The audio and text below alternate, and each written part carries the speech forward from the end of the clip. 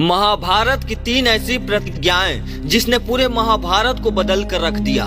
आखिर किस किस ने ली थी सबसे भयानक प्रतिज्ञा, तो आइए जानते हैं। लेकिन वीडियो में आगे बढ़ने से पहले हमारे चैनल को सब्सक्राइब अवश्य करें और बेल आइकन अवश्य दबाएं और साथ ही कमेंट बॉक्स में जय श्री कृष्ण अवश्य लिखिएगा।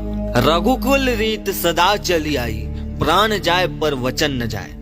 कहते हैं क्षत्रिय कभी भी अपने प्रतिज्ञा नहीं तोड़ते, क्योंकि अगर ऐसा न होता तो शायद कभी महाभारत का युद्ध ही नहीं होता। क्योंकि महाभारत की कहानी प्रतिज्ञाओं की कहानी है। निष्ठा, कामना, सत्य और षड्यंत्रों के इर्द गिर्द घूमती है। महाभारत की कहानी में प्रतिज्ञाओं की एक अलग ही भूमिका थी। कुरुक्षेत्र की रणभूमि पर इन प्रतिज्ञाओं ने ही युद्ध किया। जहां वार भी प्रतिज्ञाएं करती थी तो घायल भी प्रतिज्ञाएं होती थी।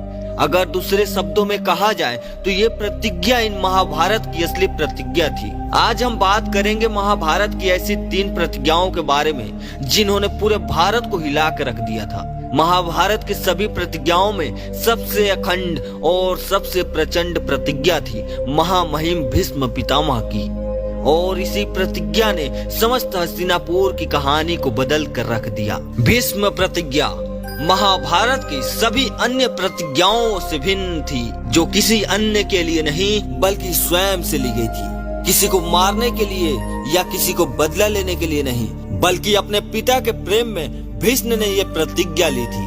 गंगा पुत्र भीष्म राजा शांतनु और गंगा के पुत्र थे, जो अपने पिता से बेहद प्यार करते थे। एक दिन शांतनु को मछुआरे की कन्या सत्यवती से प्रेम हो गया। प्रेमवश शांतनु विवाह का प्रस्ताव लेकर सत्यवती के घर आए, जहां सत्यवती के पिता ने यह प्रस्ताव रखा कि अगर वह उनकी पुत्री की विवाह करेंगे तो वह उनके पुत्र को शांतनु राजा बनाएंगे, तभी वो शांतनु के साथ विवाह करवाएंगे। राजा शांतनु अपने पुत्र से बेहद प्रेम करते थे।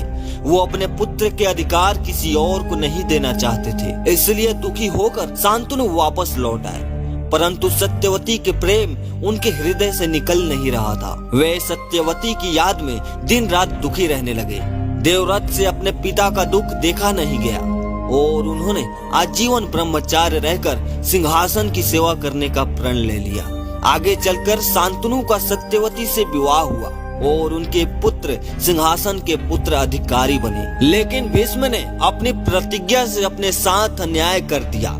इतिहास में किसी ने भी ऐसी प्रतिज्ञा नहीं ली थी और ना ही किसी ने पितृभक्ति का ऐसा उदाहरण प्रस्तुत किया था। इसलिए शांतनु ने अपने पुत्र को इच्छा मृत्यु का वरदान दिया। महाभारत की कहानी भीष्म पितामह के इसी वरदान और प्रतिज्ञा की कहानी है। अपनी इसी प्रतिज्ञा के बंधन में बंधे अपनों के विरुद्ध हथियार उठाना पड़ा और अपने ही वंश का नाश देखना पड़ा और बाणों की सैया पर लेटे अपनी मृत्यु की प्रतीक्षा करनी पड़ी। अगर भीष्म ने यह प्रतिज्ञा ना ली होती तो शायद कभी महाभारत का युद्ध ही ना होता। वही महाभारत के इतिहास की दूसरी सबसे प्रचंड प्रतिज्ञा स्वयं भीमसेन ने ली थी। जी हाँ, कुरु राज्य सभा में हुए द्रौपदी के अपमान को देखते हुए भीम ने अति विनाशक प्रतिज्ञा ली थी। भरी सभा में दुशासन ने द्रौपदी का चीरहरण किया था और दुर्योधन ने द्रौपदी पर आपत्तिजनक टिप्पणी की थी, जिसके परिणाम स्वरूप भीष्म ने दुशासन के छाती को चीरने और उसके खून को पीने, साथ ही उसके खून से द्रौपदी के केश को धोने और दुर्योधन की जांघ को तोड़ने का एक खास प्रतिज्ञा ली थी। भीमसेन की ये प्रतिज्ञा आगे आने वाली अनहोनी की सूचना थी।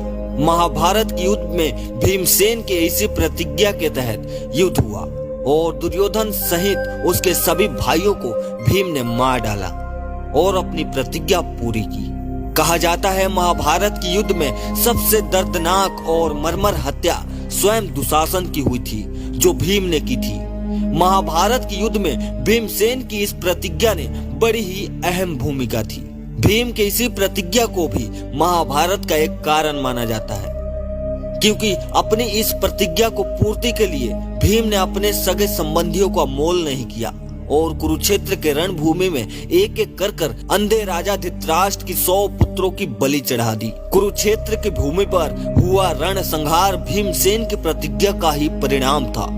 उस कुरु समाज में भीमसेन ने जितनी आवेग में प्रतिज्ञा ली थी, उन्होंने उसी आवेग में अपनी प्रतिज्ञा की पूर्ति की। दुर्योधन ने भीम से अपने भाइयों को बचाने का बहुत प्रयत्न किया, लेकिन दुर्योधन का कोई भी योद्धा उसे और उसके भाइयों को भीम के क्रोध से नहीं बचा सका। महाबली भीमसेन ने कौरवों के रक्त से अपनी प्रतिज्ञा पूरी की और महाभारत कहानी के नायक बन गए। अगली और आखिरी प्रतिज्ञा महाभारत के किसी और ने नहीं बल्कि महान धनुर्धारी अर्जुन ने ली थी, जो कि एक अति विनाशकारी प्रतिज्ञा थी। इस प्रतिज्ञा की पूर्ति के लिए उन्होंने अपने प्राण तक दांव पर लगा दिया। अर्जुन ने अपनी प्रतिज्ञा जिस क्रोध की स्थिति में ली थी, उसे देखकर कुरुक्षेत्र का हर योद्धा दंग रह गया था। लेकिन कौरव जोश और उत्साह से आगे बढ़ रहे थे। जब अभिमन्यु वीर गति को प्राप्त हुआ, तब सिंधु राजा जयद्रथ ने अन्य पांडवों को द्वार पर ही रोक लिया। जयद्रथ के वजह से ही पांडव अभिमन्यु के मदद से चौंक गए थे और अभिमन्यु वीर गति को प्राप्त हुए। जब इस बात की खबर अर्जुन को लगी, तो उनके पुत्र की मृत्यु का कारण जयद्रथ है, उन्होंने यही माना और वे अत्यंत क्रोधित हो उठे। अर्जुन ने ये प्रतिज्ञा ली कि अगर वह अगले दिन युद्ध में जयद्रथ को ना मार पाए, तो अग्नि समाधि लेकर अपने आप को जलाकर खाक कर देंगे। अगले दिन युद्ध में दुर्योधन ने जयद्रथ की सुरक्षा बढ़ा दी।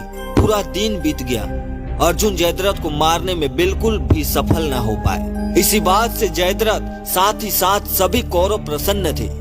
लेकिन यहाँ पर भी भगवान श्री कृष्ण की लीला थी।